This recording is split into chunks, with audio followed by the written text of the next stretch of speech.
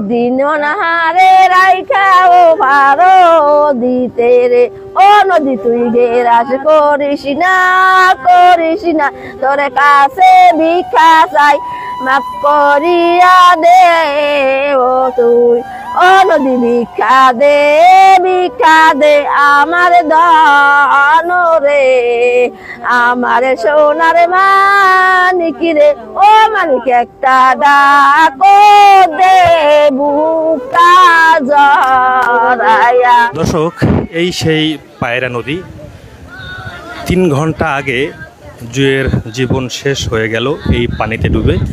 যদি বলতে চাই সকাল 8টা কি 9টার দিকে জুই এবং তার বান্ধবীকে নিয়ে এই নদীতেই নেমেছিল। আমরা এই মুহূর্তে রয়েছি বরগুনা সদর উপজেলার নয়নাগেম বালিয়াতলী ইউনিয়নের এই যে খেয়াঘাটটি রয়েছে সেই খেয়াঘাটে, লতাকাটা খেয়াঘাট, সেখানেই রয়েছে আমরা। যদি বলতে চাই এখানে কিন্তু স্বজনদের অনেক আহাজারি রয়েছে। বলতে এই জুই কিন্তু ঢাকা থেকে এখানে এক আত্মীয়র বাড়িতে বেড়াতে এসেছে। সেখান থেকেই এই নদীতে নেমে গোসল করতে এসে জুই এবং রিয়া এই দুইজনেই কিন্তু গোসল করতে এসেছিল, কিন্তু একজন ফিরেছে আর একজন আর ফিরে নেই, জুই ফিরে নেই। জুইয়ের মা কিন্তু কান্না করছে, আমরা দেখতে পাচ্ছেন। এলাকার মানুষ এখানে কিন্তু শত মানুষ এখানে ভিড় করেছে। আর এখানে কিন্তু ফায়ার সার্ভিসের লোকজন আমরা একবার দেখতে পেয়েছি, এখন পর্যন্ত তাদের যে কার্যক্রম দেখতে পারিনি। জুই সাঁতার জানে না এবং তার যে সাথে যে ছিল সেও সাঁতার জানে না। আমরা যেটা ঘটনা শুনেছি স্থানীয়দের কাছে, সকাল তারা এখানে গোসল করতে নামার পরে এখানে ট্রলারের ঢেউয়ের কারণে তারা যে আমাদের অঞ্চলে যেটাকে বলি গভীরে নেমে গেছে আর উঠতে পারেনি।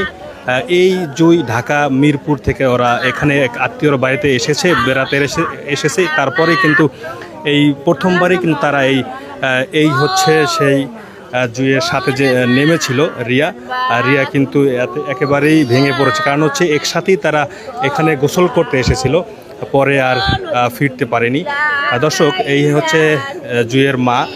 তিনি কিন্তু এই বরিশালে এর আগে কোনোদিনই আসেনি, এই প্রথমবার ঘুরতে এসেছে তার এক আত্মীয়র বাড়িতে। আসার পরে তার মেয়ে কালকে এসেছে এবং আজকে নদী দেখতে এসে গোসল করতে আমাদের এই যে পায়রা নদীতেই কিন্তু তার দিন শেষ হয়ে গেছে। হয়তোবা এখন পর্যন্ত তার মৃতদেহ কিন্তু খুঁজে পাওয়া যায়নি। আমরা দেখতে পাচ্ছি। আমরা একটু যদি কথা বলতে চাই রিয়ার সাথে, তারা এই প্রথম, এর আগেও কি কোনো নদীতে নেমেছে কিনা, বা এই প্রথমবারে এই বরিশালে এসেছেন নাকি? জি। কি হয়েছে একটু বলেন তো আপনি, কি হয়েছিল একটু বলেন। আমরা আজকে সকালে আসছি এখানে, আসার পরে আমরা বাসায় গেছি, শুধুমাত্র চেঞ্জ করার পরে ও একটা বাচ্চা আছে বাসায়, ওর সাথে হাঁটতে হাঁটতে চলে আসছে নদীর পাড়ে কথা শুই না। ওর পিছনে আমি আর চাচু আসছি, আইসা দেখি অলরেডি পানিতে নামার পরে চাচু অনেকবার উঠতে বলছে, উঠে নাই। পরে আমারও ডাকছে, আমিও নামার পরে আমরা পানি, মানে তখন পানি কম ছিল, কোমর অব্দি পানি ছিল, আর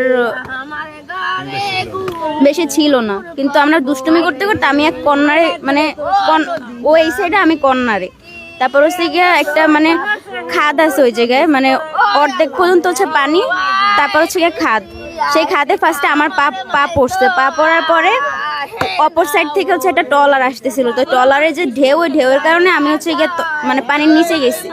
যাওয়ার পরে মানে ওই হ্যাঁ, মানে আমি গভীরে নামে গেছি, কিন্তু কেমনে যেন আবার পার পাইছি। পাওয়ার পরে আমি উঠার পরে যেই পিছনে ফিরে দেখি জুই নাই।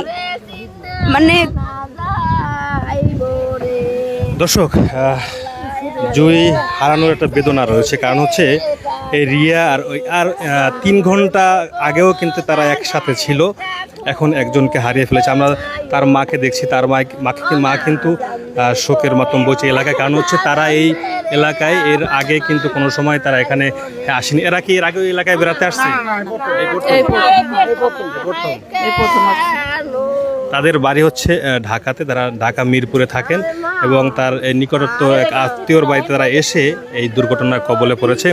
এখন তাদের একটাই আশা, তার যদি এই পায়রা নদী কেড়ে নিল তার এই যে রিয়া এবং জুইয়ের যে জীবন কেড়ে নিল, তারা এখন তাদের একটাই আশা, তার লাশটি যেন ফেরত পায়, সেই জন্য কিন্তু তারা এখানে বসে আছে এই নদীর পাড়ে। কিন্তু যে সময় তারা হারিয়েছে ওই সময়টা ছিল ভাটার সময়। এখন কিন্তু পুরোপুরি এই পায়রা নদীতে এখন বর্তমানে কিন্তু জোয়ার, পুরোপুরি জোয়ার, হয়তো বা ভাটার সময় তাকে পাওয়া যেতে পারে।